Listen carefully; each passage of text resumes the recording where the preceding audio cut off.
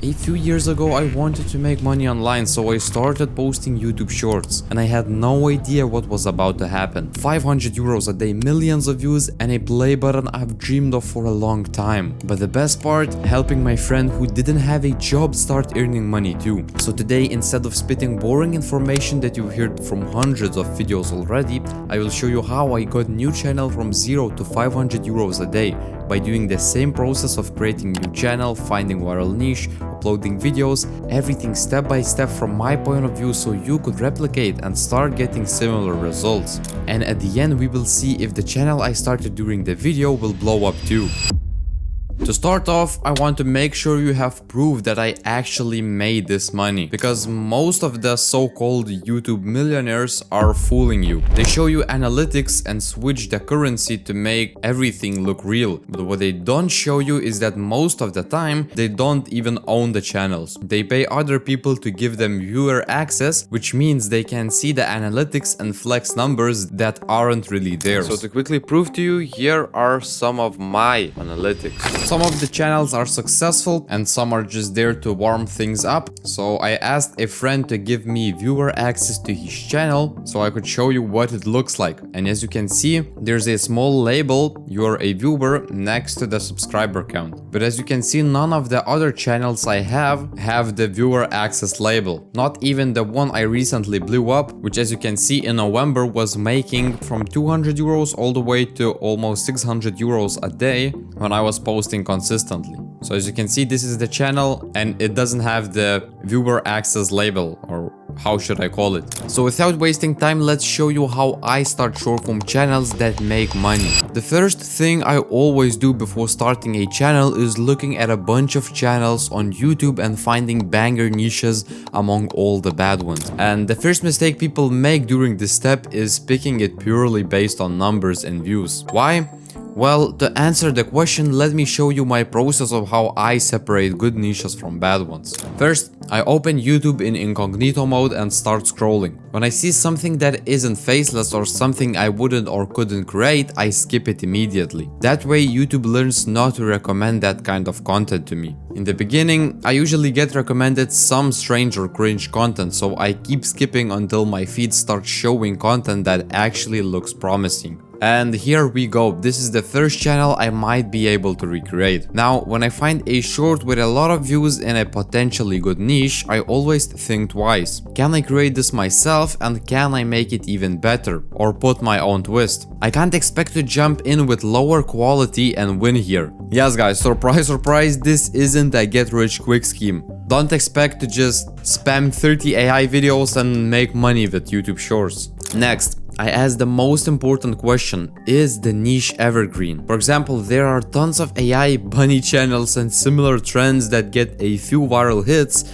and then die out because people lose interest. That type of AI content is very repetitive and it's just hard to come up with new, fresh, viral ideas in these type of niches. What I'm looking for is something people care and will care about for years. That's why this movie niche channel is a great example. People loved movies years ago, they love them now and they love them in the future. So the demand for movie facts, secrets and similar content isn't going to disappear. Another factor I look at is whether I'll have unlimited viral ideas in this niche. Because if I run out of ideas after the first month, it's a waste of time and I'll end up having to start a new channel all over again. So again, niches like this one that I found right now is good because there's always something fresh in movie industry. For example, when Minecraft movie came out, the movie recap channels took the opportunity and got a lot of views and money. The same is with, for example, football channels when the big tournaments like World Cup or Euro Cup happens. So the final step I do here is I check whether the niche has a big audience. I look at how many monthly views the channel gets, how many views the most popular videos gets, and how consistently the channel pulls views. If a channel has at least 30 million monthly views, averages around 500k to 1 million views consistently, and still gets a few big bangers once in a while, then I consider it a good niche. With this channel that I spotted, we can see that it exceeds expectations. Almost 120 million views in a month, which would be $10,000 with a lower end 18 cents RPM. We can also see that this channel uploaded only 15 shorts this month. And that's very good sign for me as a new potential creator, because I already know how I will beat my competitors by uploading more. Now, if you wonder why you can't see all the channel analytics inside YouTube, is because YouTube doesn't offer this feature. So I use the vidIQ extension, and they are not sponsoring me, but if you want to download it and explore everything the extension can do, I left the link in the description. So now that I found my niche, a very important step that many people skip is doing research. If you don't do this, you're digging a hole for yourself, because this is the cheat code to making outstanding videos consistently. And it's one of the main reasons my new channels blow up. So here's how I do it step by step. First, I try to find as many similar channels as possible.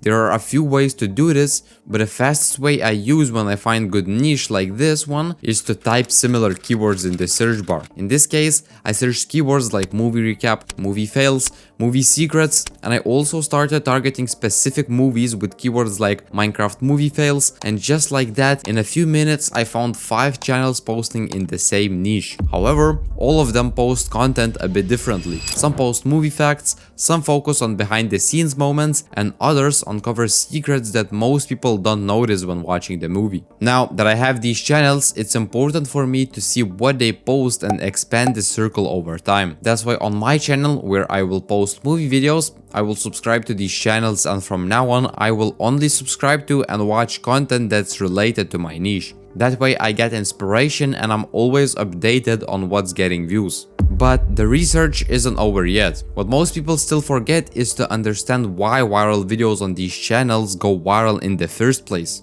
That's why I always open their viral videos and study what's been working recently. As an example, I'm taking this 11 million views short called 3 times movie bloopers were too good to cut, and analyzing every detail to show you what I found. The video starts with an eye-catching clip to hook viewers not only with the voice but also with the visuals. On top of that, all of the movie bloopers include famous actors or movies, and it even has a bit of rage bait. The creator purposely called the Wednesday series Thursday to spark engagement in the comments, and it worked perfectly. Ideally, you could do the niche blending method. You can take inspiration and the pattern from this channel and use everything for a channel in a different niche. That way you bring fresh but proven to work content to a new audience and also have way bigger chance to blow up. For example, there's a shorts channel that posts 3D history content. Another creator didn't copy everything or stay in the exact same niche. He analyzed the pattern and the structure,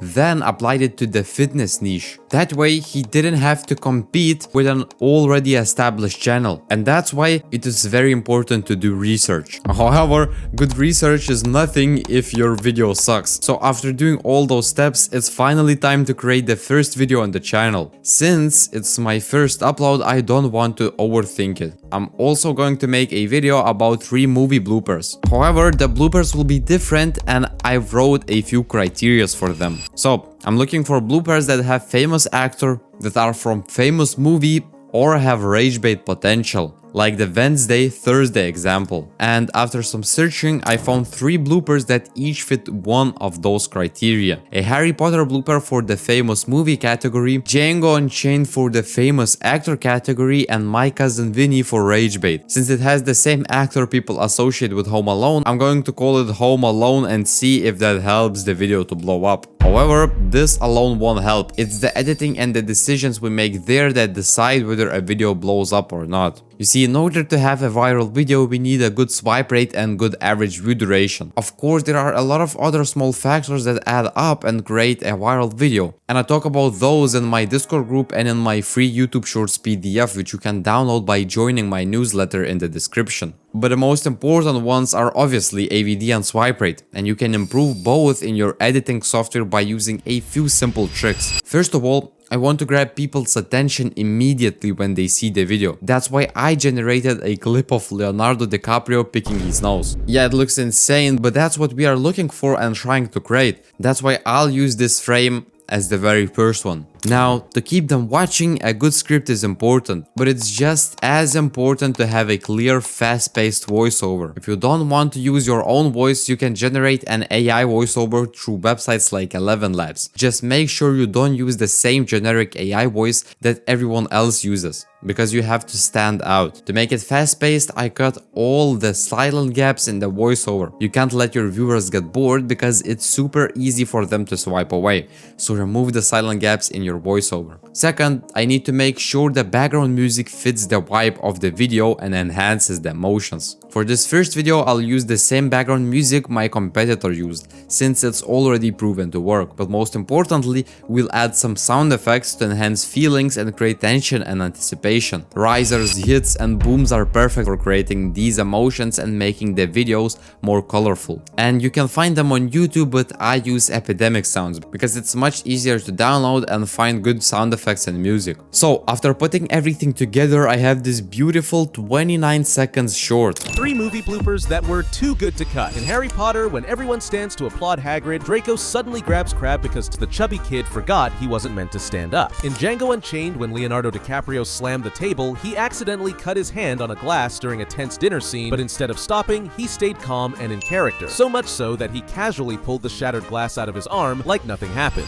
In Home Alone, when Marv Merchants knocks chess pieces, it was an accident, but the director loved the moment and actors' reactions and left it. Now, if we don't want to bury our precious time and video among all the other zero view uploads, we need to have a warmed up channel. That means it's best if the channel is on an older Gmail account, has been used a bit to watch YouTube, and ideally has all the phone and video verifications done. When it comes to the uploading process, there's nothing special for me. I just upload, pick the right category, write a few tags in the description, and here the VidIQ extension helps me see which tags are relevant and even suggest some, and that's it. One more very important thing is to upload this content to all the different platforms, especially if you can monetize your content on TikTok. Because trust me, if you don't do it, someone else will download your video, upload it to TikTok and monetize your work without any effort. That's what happened to me on multiple channels when I was too lazy to upload my videos to TikTok. So I uploaded the video and now it's waiting time. We'll wait 24 hours because usually within that time frame YouTube starts pushing the short to some kind of audience, smaller or bigger. Okay, I'm here checking 2 hours after uploading and we can see that the short is starting to get pushed. You can see the swipe rate is only 50%, but there's nothing to worry about. This usually means YouTube hasn't found the right audience yet. I'm sure it will, because I think the hook is genuinely good. And as you can see, here's the video 6 hours after uploading. As you can see, it has this stairs pattern, which means the video was pushed to different audiences. And after the third push, it climbs more slowly, which probably means it finally found the right audience. Because before, the YouTube was just testing to different audience and how they react. As I said, the swipe rate increased, and for a first video, these statistics are great. Now the only thing left is to don't stop uploading for at least a month, upload at least 24 hours apart from the last video, and you'll get monetized and start earning. If the first channel won't succeed, create another one in a different niche and try again, and just don't give up because you will succeed. That's the way I succeeded, if we can call it success. I mean, I still have a lot of to reach, but I know there are a lot of people watching this video and dreaming just to be at least monetized. And I think even with this little success I have, I can help you. And if this information was valuable, I've also written a YouTube Shorts PDF book that you can get by joining my newsletter in the link in the description.